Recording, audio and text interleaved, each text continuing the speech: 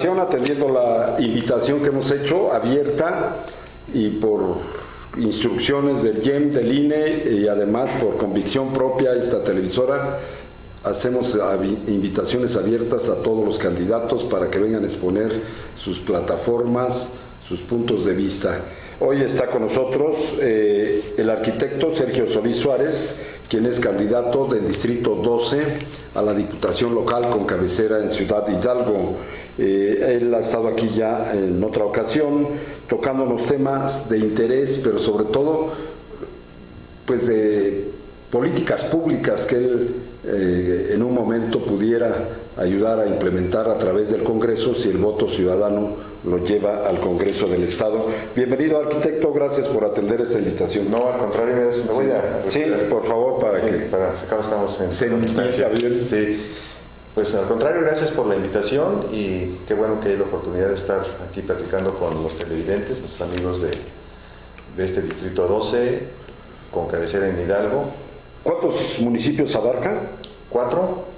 Hidalgo, que es la cabecera distrital, Irimbo, Queréndaro y Sinapecuaro. Son los 4 municipios que atendería en caso de estar en el Congreso del Estado.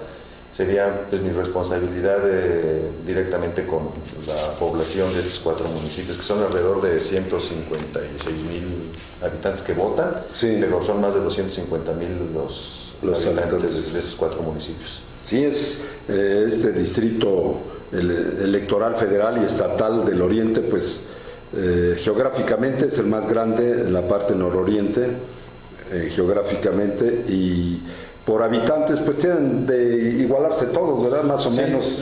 Tratan de equilibrarlo en el número de habitantes para que esté más o menos repartido la representación de los diputados. Sí. Muy bien. Hoy ¿qué propuestas, qué traes de temas en caso de que llegues a la Diputación Local? Pues mira, yo creo que es importante tratar el tema del empleo, de la situación económica de las familias, porque en este recorrido que he estado haciendo en los últimos días, que he estado aquí en Hidalgo, en Sinapecuaro, en Irimbo, pues ningún municipio se salva de una emergencia económica que tiene la población, los negocios, las empresas. Todos estamos pasando por una situación difícil porque pues son efectos de la pandemia que aletargó el movimiento económico. Aparte de que el estado de Michoacán, como ya lo comentaba la vez pasada, a pesar de que tenemos tantos recursos naturales, que no deberíamos de tener tanto problema económico, sin embargo, no lo hemos sabido aprovechar, no hemos sabido sacar provecho de toda esa riqueza natural con la que contamos, y que es importante que la transformemos, que generemos empleo a través de una industrialización del estado de Michoacán. Creo que es algo muy importante y creo que sería un tema para abordar el día de hoy por la importancia que tiene y los efectos que está causando en las familias, en las empresas, en los negocios, no nada más en los pequeños negocios, digamos, familiares, sino también a nivel de empresas, pues también se están viendo afectados por este letargo económico que estamos viviendo de por sí en el país. ¿Tú a qué atribuyes que en los gobiernos, hubo aquí una cuestión incipiente, pudiéramos llamarle, no sé, por las limitaciones económicas del gobierno del Estado, hubo algunos apoyos a mediados del año pasado, y lo que me gustó, que se apoyó mucho a la mujer, empresaria, emprendedora, sí. Pero no fue suficiente. Claro, repito, los recursos de los estados son mínimos. En cuestión de la federación, lamentablemente no ha habido la respuesta, que nos esperáramos los pequeños, medianos empresarios, pero aparte de que nos pudieran financiar a mediano y largo plazo, pues que fueran intereses simbólicos, casi nada más de administración de los recursos. Sí, yo creo que los gobiernos en sus 3 niveles, en sus 3 órdenes de gobierno deben de participar. Sí. Deben de participar porque el gobierno federal efectivamente maneja la mayor parte de los recursos. De hecho, se concentran ahí a través del sistema tributario de administración tributaria a nivel nacional, y luego de ahí regresan a los estados y a los municipios de una manera, pues digamos, equitativa, conforme también a ciertos parámetros que los propios estados y municipios estén contribuyendo.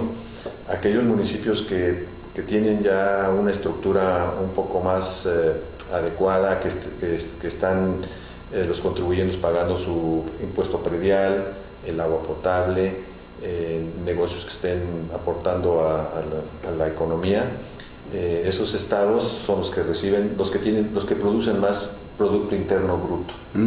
Y el estado de Michoacán pues nada más tiene un 2.4 de aportación a ese Producto Interno Bruto. Entonces por eso Michoacán, aparte de que no genera mucho impuesto, mucho ingreso, pues no le regresan tampoco lo suficiente para las necesidades que tiene.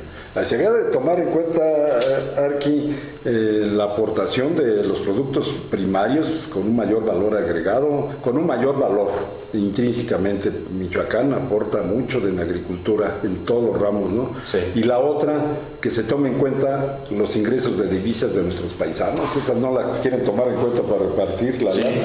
Sí, y ahí estaríamos bastante bien. El problema es que sí ingresa mucho de los paisanos, pero el gobierno del estado no lo capta y el país no, sí lo toman en cuenta, porque de hecho es lo que ha estado salvando la economía del estado. Sí. Pero a lo que yo voy es de que no lo toman como una aportación para que después la federación le retribuya de esa forma. Sí. No lo toma así. Es nada más lo que es interno. Sí. Aquello viene externo. Sí, captación de impuestos, básicamente. Así es. Y como tampoco lo maneja el propio gobierno esto, sino la banca privada y los sí. bancos privados, pues pagan un pequeño impuesto, pero la mayor parte se lo quedan los propios bancos, ¿no? Sí. Entonces ahí creo que el gobierno debería de hacer algo a nivel nacional para que esa captación que llegue, esa derrama económica que sí ayuda mucho a las familias, pero la parte de si hay algún pago de algún impuesto o algún beneficio para los bancos, alguna partecita debería de quedar extra para el gobierno y regresárselo a las entidades federativas que estén aportando. Así es. Es muy conveniente esto que pudieran ustedes, hombre, dentro del Congreso, el poder implementar esos programas, como bien lo dices tú, de costos bajos, ¿no? Sí, mira, me gustaría que pudiéramos abarcar una idea que yo estoy proponiendo de llegar al Congreso del Estado, es atacar varios temas, varios frentes. Uno de ellos sería iniciar una ley de fomento e inversión de la producción en el estado de Michoacán. Con esto, lo que yo estaría proponiendo es que recursos del gobierno federal, del estado, de los municipios, conjuntamente con el de los productores, se pudiera conjugar de alguna forma en base a un proyecto que presentaran los mismos productores, que le ayudara a generar empleo, a transformar la materia prima. Por ejemplo, aquí en nuestro municipio, en nuestro distrito, la madera es un elemento importante. Somos de los primeros productores a nivel nacional de madera de pino, de encino, de oyamel, de brea. Sí, y están esas, como la recinera Lázaro Cárdenas, que está cerrada, que no produce nada, no genera ningún empleo, y sin embargo la resina que se está produciendo en todo nuestro municipio se está yendo a otros lugares para que sea allá donde se transforme. A esa a lo que yo voy. Si nosotros aprovechamos nuestra materia prima y le sacamos el máximo valor al industrializarlo, la idea de esta ley es de que se industrialice las materias primas que nosotros producimos.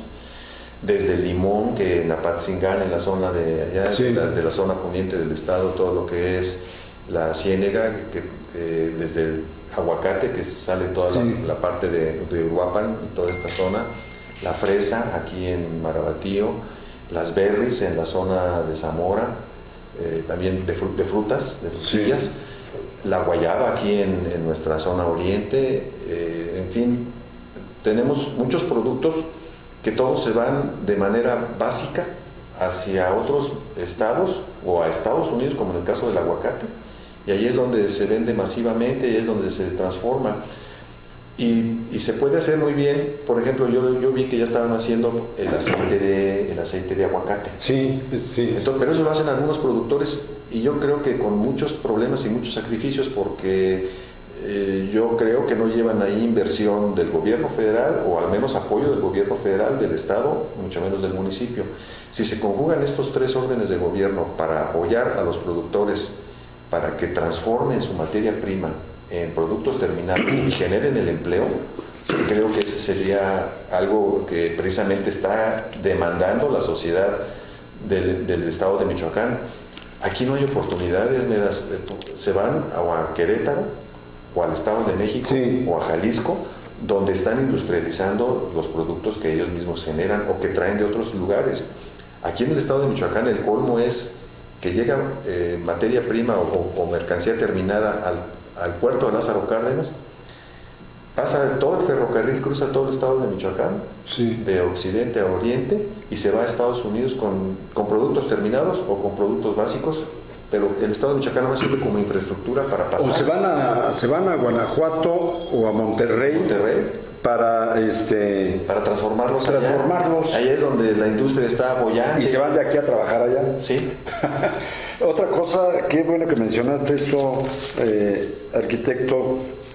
Mira, hice un reportaje en Marabatío a propósito de lo que dices. Sí. Y todo lo están vendiendo, voy a decir la marca, ya después cobro. A Danone le están vendiendo casi el 80% de la producción de fresa. ¿Qué no habrá la posibilidad de que el gobierno federal cree un fideicomiso, un préstamo a largo plazo a una cooperativa de productores y que se produzca todo aquí? Sí. Digo, que se transforme todo en Marabatío, como son jugos, como son, en fin, tantas, sí, cosas que puede, sí, dar de valor agregado. O mermeladas. Sí, a eso precisamente me refiero. Mira, sí, no vamos muy lejos. Aquí está un empaque del oriente de Michoacán. Es una empacadora que costó mucho trabajo y mucho esfuerzo de los productores, digo, porque yo lo conozco, yo participé en un inicio en esto. Desafortunadamente a mí me fue mal con lo del aguacate, porque también quise, sí, tener ahí una huerta, pero he seguido los pasos de los compañeros que continuaron con este proyecto, con esta infraestructura, y qué trabajo les ha costado el sacar adelante. Lo han hecho con su propio financiamiento, con su propio esfuerzo. Sí recibieron un pequeño apoyo del gobierno federal, pero el Estado no ha participado, el municipio también no ha estado arropándolos y acompañándolos. Me acuerdo que se les llegó a solicitar al gobierno municipal siquiera que nos ayudaran pagando la secretaria, pues ni eso. O sea, no hay un acompañamiento en aquellos productores que están haciendo un esfuerzo, que están invirtiendo, que están trabajando, que quieren darle un valor agregado a los productos. Desde luego ellos también tener beneficios por el trabajo que están realizando, pero pareciera que si el gobierno les dejara toda la carga a ellos, sí, y decirles, pues es como decirles, pues es tu responsabilidad, ¿para qué te metiste en eso? Y pues no, o sea, el gobierno debe de decir, tú estás haciendo un esfuerzo por producir y generar empleo, por empacar tu producto, venderlo, darle un valor agregado y además generando los empleos. Pues ahí es ayudarlo, así como a este tipo de empresas, también al comerciante que está haciendo un esfuerzo y vendiendo, a veces hasta en la calle. Hace rato platicábamos con un señor que empezó a vender hamburguesas en un carrito en la calle. Dice, lo primero que me llegaron fue a cobrarme el impuesto y a ponerme trabas para que no estuviera en el lugar. Yo creo que sí se tiene que hacer con orden, sí se tiene que sacar una licencia y todo, pero yo creo que sí permitirle a las personas que generen ese trabajo, que generen ese empleo. Y otra cosa importante, Medas, es lo del consumo local. O sea, ayudarnos entre nosotros mismos, como dicen, no ser malinchistas, y si podemos conseguir aquí productos en Ciudad Hidalgo, que aquí los consigamos, que no tengamos que salir fuera a Zitácuaro, a Morelia o a otros lugares a comprar esos productos, que los podamos adquirir aquí, vamos a consumirlos aquí. Sí, aunque sea un poquito más caro a veces, pero pues eso se queda aquí. A veces tiene que ser necesario porque, bueno, se está haciendo un esfuerzo por implementar, no es lo mismo, y te digo porque yo también he iniciado en esto, cuando es pequeño uno comerciante, pues ahora sí que le compras al mayorista, y tú en el traslado y en esto pues tienes que sacar también algo. Pero yo creo que también mientras sea una ganancia, una utilidad mínima o que lo Sí. esté justificada de un 5, de un 3, un 10 máximo por ciento, pues si nos consumimos a nosotros mismos, Aquí se queda. todos nos vamos a beneficiar, porque estaríamos entonces generando más empleo, pagando el seguro social, no cerrando empresas, no despidiendo gente, sino pues apoyarnos de esa manera. A lo mejor ese pequeño porcentaje que se está uno pagando más sería el costo por generar una riqueza local que finalmente a todos nos va a beneficiar. Sí, sí.